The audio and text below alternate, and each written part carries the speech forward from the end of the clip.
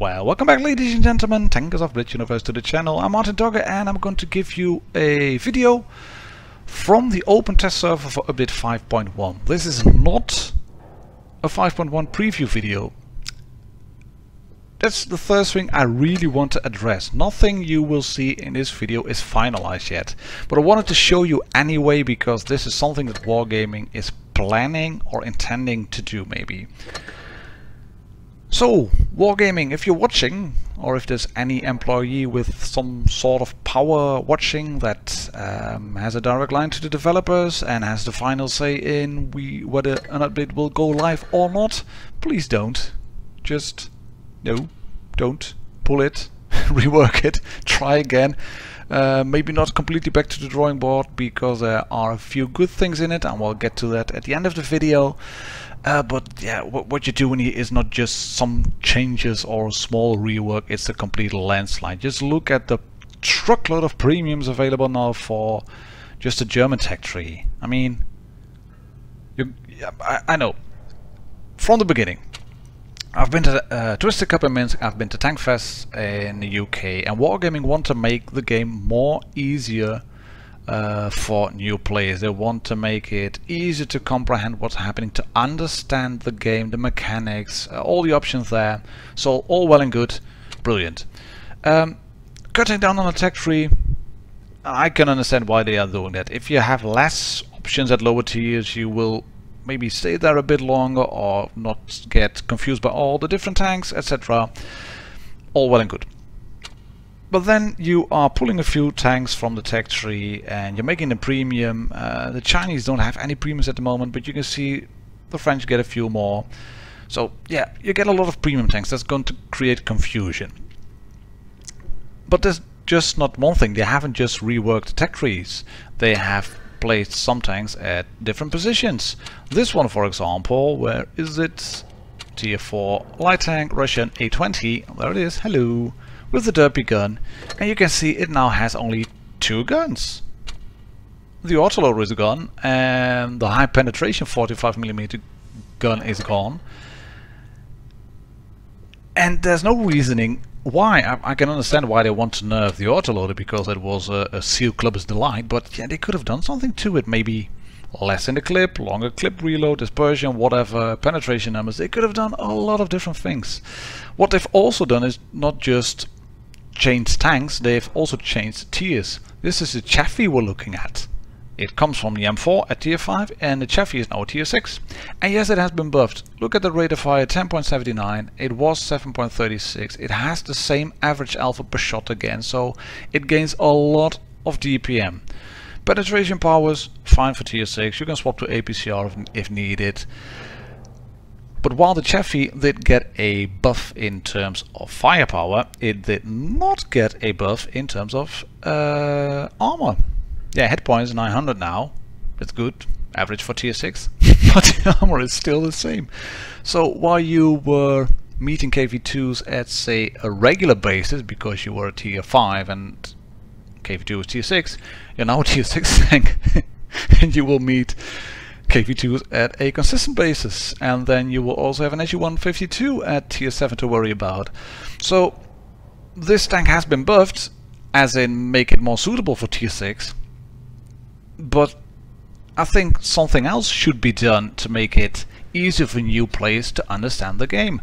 That Wargaming could add a small description. If you buy the Chaffee, then a pop-up will appear and will notify you of, right, this tank it has no armor, it has good fuel range and good camo rating, a fairly accurate gun, use it as a scout, and beware of big guns on the enemy because they will wreck you. And that's something they could do easily, I think, if you buy a new tank. Yeah, you have that pop-up. Hello, new tank received. Do you want to buy credits for your 75% crew mastery, or do you want to buy it for gold and get to 100%? They could make that pop-up stay there for like 10 seconds. So people would really need to read it before they can click away. And people would have a bit of an understanding on the tank. In the meantime, we're looking at some of the prices for the newish premium tanks. So that's all well and good. But yeah, that's the things that Wargaming could have done. And I've flick through the American, the German tanks, the Russian tanks, and a few of the British ones as well at tiers 3 and 4, and a lot of the tanks have changed. This one, the DW2 for example, it keeps the big gun, so that's good. 120 alpha, you can see it was 160, it's now 120, so that's less. It has less alpha damage per shot. But even for this one, they could add a disclaimer or a description or a manual on how to DW2. And if they would have done that, I think the game would be better. This tank, the Panzerkampfwagen 4 Ausführung D, really good tank, but you can see it has less hit points now. It still has the big gun, which is brilliant. It's a brilliant gun, but it was a really good, solid tier 4 tank as well. It now comes from the Panzer III, which was a tier 4 tank, and is now a tier 3, and yeah, that has been nerfed as well. It has a lower rate of fire, the Panzer IV-D, which I don't really understand. Actually, it was one of my favorite go-to tier 4 stress relief seal clipping tanks, but still it loses a lot of firepower. It goes to 559 now, and the 4D had a rate of 6.8. That's one complete round a minute less, and it also loses 40 alpha damage. That's huge. That's really, really huge. And while we're on the subject of huge things, brace yourselves for this one. We all know Kenny Otsu is a monumental seal clubber, wickedly OP, never to be sold again, never to be nerfed. But yeah, if this becomes true, just look at it. Less shells in the magazine, bigger reload time, even the alpha damage is changed, is nerfed. Dispersion, it's just, if this goes live, it will create a real big shitstorm. And if they are going to touch Kenny, well, what tank is then there which will never be touched? They will just, they can nerf any tank if they would nerf the Kenny Otsu.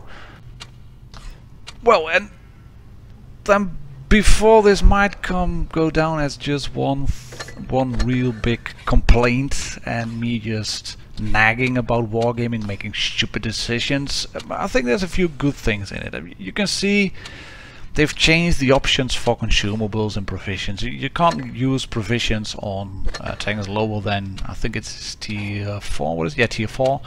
You can see it here. You can start mounting provisions on tier 4s, and then as you go up the tiers, you can mount more and more consumables and provisions. And I think that's a good idea. It limits the options for new players. Veteran players will get the same if they do this. That I think is really good. And those changes have been confirmed in the news already for update 5.1. All the tech tree changes have not been confirmed. So I really hope this is not what update 5.1 will be completely. I really hope that update 5.1 will be what has been communicated through the forums and in in-game news and on the portals and on the website, and that it will just be the change in terms of consumables. Less consumables, less provisions, less options for new players, making it easier, make it a bit softer for them to learn the game, and not change it completely in terms of the tech tree. It would be really big, really monumental, really huge. And I think Wargaming could do a lot more in terms of tutorials, that they could add lots of videos to their game. They could add a small button where people would click click on it and watch a video for 5 gold on how to go hold down, how to angle, how to side scrape. Give them small videos of say 1 minute where you get a really quick summary on what your new tank can do or can't do, so you know what to do and what not to do. And if they would do that would be, I think, far better than just this monumental landslide of changes in a tech tree. I think it's all really down in the education part. You can go up to tiers so quick now with the instant upgrade, with an X5 weekend where you get a load of XP, where you can buy free XP if you have enough to convert it. I think it's really in learning players how to play the game. And the tutorial itself it's fine. It's decent. It gives you the basics, but then you're left out in the open. And yeah, let's face it, how many players, veteran players, really started to watch YouTube from day one? I didn't, for sure. I went to the forums and did some reading, but for the first, say, 100 to 200 battles, I was just playing, just driving around and trying to be useful. And I'm still not that useful, so I have a lot to learn myself.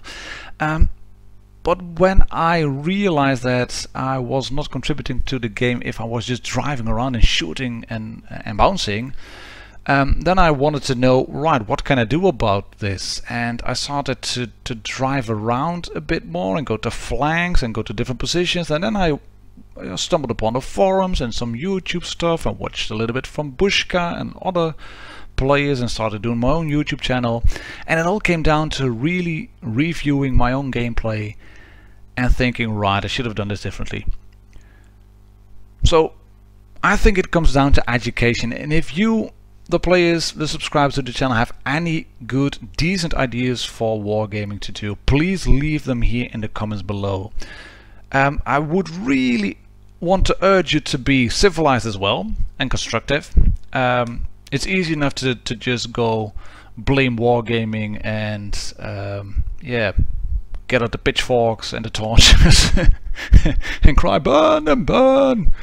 But it's not going to be useful. Wargaming, do listen to the community if you word it correctly and constructively. So please do leave constructive feedback below, comments on what to do to make the game more enjoyable for new players and for veteran players as well.